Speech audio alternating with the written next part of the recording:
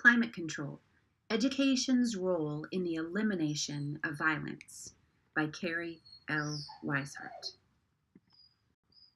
Americans respond to most mass shootings with shock and grief. Columbine and Parkland provoked fear, hours of fear. Dave Cullen, an author who has been reporting on the epidemic of school shootings for 2 decades, compiled the investigative report chronicling the high school students of Parkland as they rose from a deadly shooting to a generational struggle to save every kid of every color.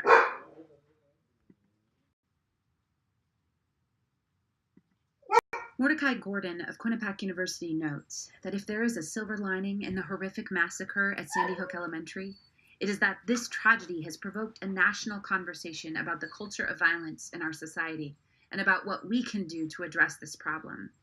Education has been wringing its hands since Columbine, intentionally looking for solutions to decrease the influence violence in society has on schools. Finding answers and implementing them is just what educators and administrators alike should be doing, seeking to change school climate in a way that drastically impacts our students, our teachers, and our schools positively, thus mapping a road for us to eliminate violence from our schools and our society. Many educators, civic and religious leaders, and ordinary citizens would agree that one of the most serious problems facing this society, and especially our children, is the growing culture of violence that plagues us. As Gordon continues, he addresses the role education should play. Education referring to much more than teachers, but parents, religious leaders, and others. The bottom line is to start by understanding that a teenager is often assumed to already be an adult. Thus, he or she is expected to confront life with the maturity we once expected someone of middle age to do. In order to begin to combat violence in our schools, educators and administrators need to begin by understanding that although teenagers are on the road to adulthood, they have not achieved or matured to that level yet. Childhood as a period of innocence has all but disappeared and has been replaced by the exposure children have to experiences that were once reserved for adults. Gordon quotes Neil Postman from The Disappearance of Childhood in 1982.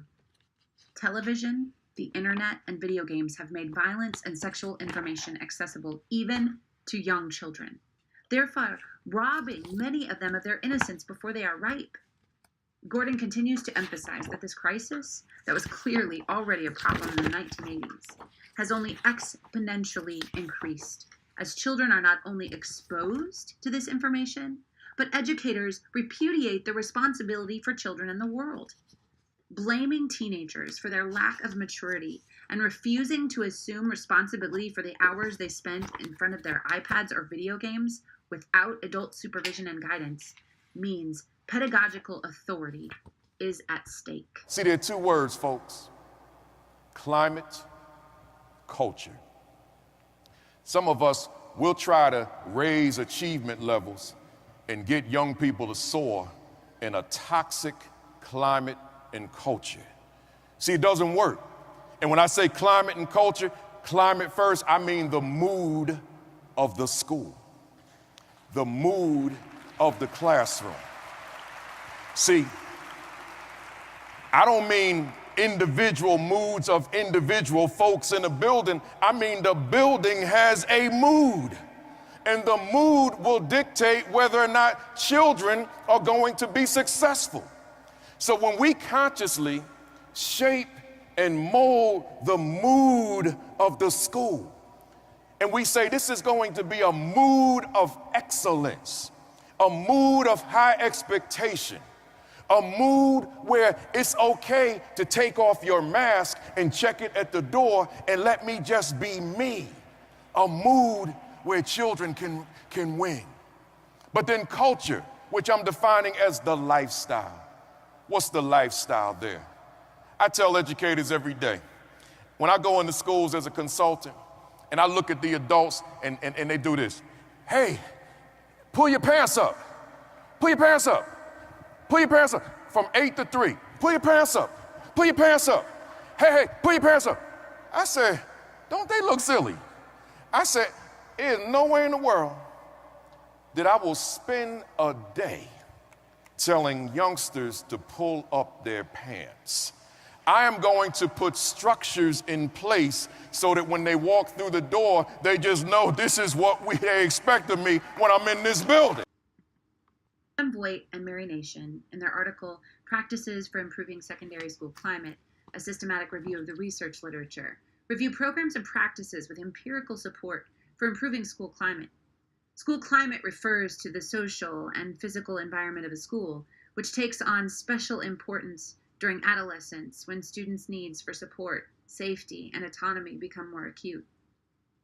These practices will be used to structure and outline the rest of the research under some common elements that Voigt and Nation identified as practices that strongly evidenced the improvement of school climate.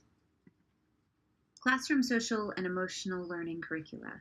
Voigt and Nation noted that curricular classes reaching whole classes of students that addressed social skills, citizenship, academic and career development, and health practices increased student connectedness to school. This was further endorsed by the 2015 study by Megan P. McCormick, Elise Capella, Aaron E. O'Connor, and Sandy G. McLowry, Context Matters for Social Emotional Learning, examining variation in program impact by dimensions of school climate. According to this study, there is a great need for policymakers to expand and implement social emotional learning programs in a variety of settings across the country. The study further revealed that the U.S. Department of Education, the Institute for Educational Sciences, and President Obama's Bully Prevention Partnership endorse school climate renewal as a strategy for increasing student learning and achievement and enhancing school connectedness. Curricula that encourages social emotional learning will improve school climate, negating society's impact of violence on students. Bea Dare, author of Ending the Culture of Violence, Hearing the Youth Perspective, a class project, describes the implementation of a class project inspired by the 2014 issue of Time magazine that outlined the culture of rape on college campuses. Sickened by the statistics and the possibility of her own senior high school students being sent out into a world of unknown evils lurking in the form of a college education without having prepared them for what they could potentially be facing, Adair intensely researched and prepared 75 pages of articles about the crisis of rape culture on college campuses and the culture of violence in society. With the implementation of curricula that addressed society's proclivity for violence and open dialogue about these issues, 55 of her students prepared and presented a panel discussion and awareness campaigns to an audience of students, parents, and teachers. After Adair's experience seeing her students proudly present their research and answer some difficult questions from the audience, she was able to remember why she became a teacher in the first place, to touch the lives of others in a meaningful way and to empower them to do the same. We are taking action in ending the culture of violence.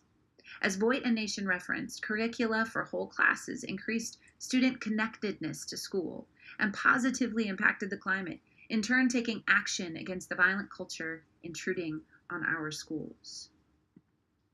Teachers providing support and structure in the classroom.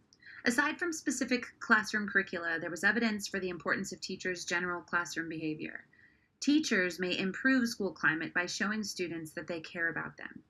Within this structure, teachers who participated in small group sessions for students with behavior problems and one-on-one student-staff contact activities helped to decrease behavior problems and increase conflict resolution. But the simplicity of positive teacher-student relationships strongly increased student connectedness. Involving teachers in school improvement was also found to increase teacher perceptions of collegiality and school connectedness, which inadvertently also affected student connectedness through relationships.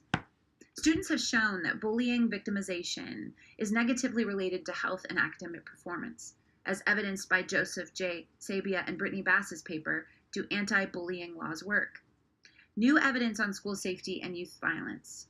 Position 1 in Jack L. Nelson, Stuart B. Polanski, and Mary Rose McCarthy's book Critical Issues in Education claims that most states have attempted to address bullying and cyberbullying, but state legislation is uneven, spanning the range from effective to window dressing. Although the results of studies specifically studying anti-bullying laws have been mixed, Voigt and Nation do not list laws and policies as the strongly evidenced link to student connectedness, giving students a voice in school decision-making. Rather than imposing anti-bullying laws, or even just in addition to state and local requirements regarding bullying, Voight and Nation found evidence that creating opportunities for students to be involved in the life of their schools may improve school climate. Therefore, if an administrator is required to implement ABL or anti-bullying laws, perhaps the students could have a voice in its execution. Students can also serve as mentors to middle school students, participate in character education programs, or bond through life skills curriculum. These programs can all be used within the structure of policy ABL statutes and have been evidenced to improve school climate. Enabling students and staff to collectively identify problems and brainstorm solutions to school policy and mission is another way to give voice to students and staff, ultimately benefiting school climate. Sabia and Bass concluded their study on ABL suggesting that the enforcement of the typical ABL is associated with small and statistically insignificant changes in student safety in school. But comprehensive, strong ABLs are associated with significant improvements in school safety. Comprehensive and strong ABLs were connected with schools making considerable effort to employ ideas similar to Voight and Nation, including additional elements such as partnerships with outside community, social events and groups, fun and interactive school-wide events, clubs, and activities. The cumulative goal of education should be to offer students opportunities to not only develop academically, but develop interrelated, personal, and social competencies that have a long-term impact on their lives. In The Bonds of Social Emotional Learning by Nadja and Riley, schools are implored to take steps to shift away from a siloed approach in which academics and emotional health are segregated. Instead, Riley encourages schools to focus on an integrated, systematic framework in which parallel processes of interrelated competencies for both educators and students are identified, built, and sustained through safe, positive relationships. Educators have been feeling a tremendous strain trying to comprehend Columbine, Sandy Hook, and now Parkland. But ultimately, the relationships between administrators, teachers, staff, and students in school systems can have a drastic impact on school climate. The implementation of effective practices and programs can profoundly impact students' emotional health and wellness. Good morning. We respond to the environment in which we find ourselves in a variety of ways that affect our learning. When children are in a calm, peaceful environment with aspects of nature around them, it builds brain architecture and enables them to learn more. We are barraged with information and emotion all of the time, and our brain is trying to sort things out and figure out how to put all of that in place. And in order to be able to learn, we need a certain amount of routine and consistency and calm so that our brain can focus on what's important and not have to focus on everything that is new and engaging all at the same time.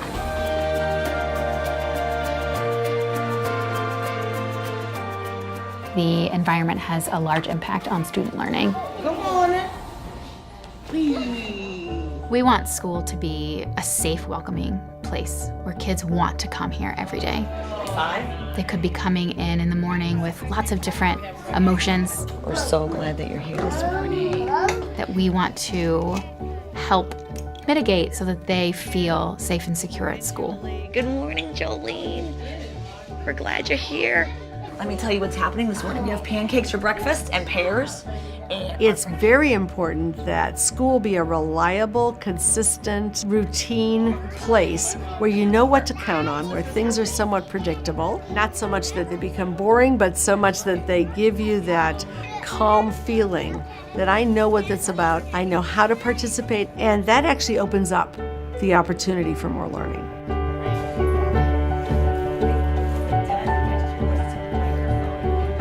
So some of the ways that we do that are creating a calm environment where the breakfast is ready for them, the teacher is at the door with a greeting, a hug, I missed you, I'm so happy you're here. We also include a lot of natural elements in our classrooms. We have lots of plants, which keeps the air purified. We use essential oils to help students have calm, relaxed bodies. People want to come into a room that smells great. And so we turn that on in the morning before they get here, and that's part of creating that welcoming environment. Meeting students' needs for releasing physical energy is important. Making sure that kids' bodies feel good is a really important step to making sure their brains are in a good place for learning. Water is available to all of our students all the time. They all get breakfast, they all get lunch, they're going to movement class, they're having time outside in the backyard, doing a lot of gross motor play so that their bodies are getting what they need. We also know now that the environment matters greatly to the evolution of individual human beings. And we can create environments that are productive, that have lots of opportunities for exploration and learning, because that's how human beings grow their brains as well as grow their knowledge. We want them to be engaged and to love it and to not want to go home. So we have incredible opportunities and provocations at centers for them to have agency and use their hands, create, iterate on their creations, fail and keep trying. And part of that helps keep them both engaged. And at the end of the day, man, school is really fun. I can't wait to come back tomorrow. That's the feeling that we want the students to have.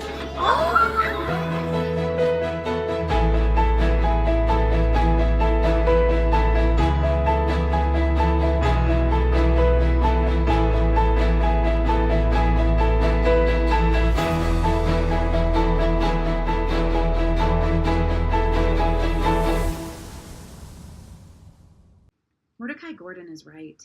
Much more could be done by educators across the country if we decide to join together and assume the responsibility for the well-being of our children. In doing so, we would be acting responsibly as educators who have chosen to enter the political arena on behalf of children and society at large.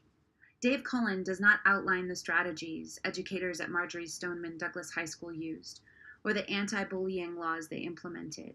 He doesn't regale the reader with all the programs and practices that MSD High School used to impact school climate. He does, however, reference the school board members, parents, teachers, community members, and religious leaders who get on board with these students coping with shattered friendships, PTSD, AP tests, and college acceptance letters. Students forced to reckon with the untimely deaths of their classmates. But these students somehow defied the culture and decided enough was enough. And in doing so, organized and participated in the fourth largest protest in American history, March for Our Lives. 911, what's your emergency? Please help. Someone at the high school. Well, what school is it? A shooter. Okay, is anybody injured? Yes, a lot of blood. Please help, please.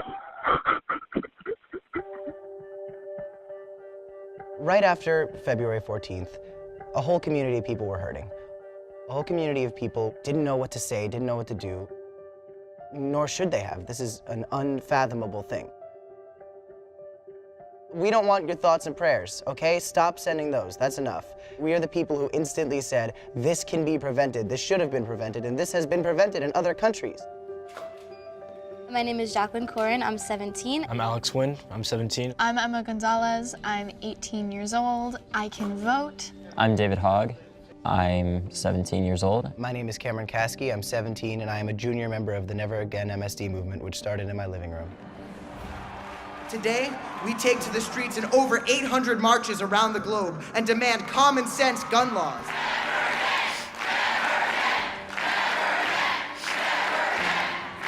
Today is the beginning of a bright new future for this country. And if you think today is good, just wait for tomorrow. President Trump is not going to be able to walk away from the March for Our Lives. Nobody is going to be able to walk away.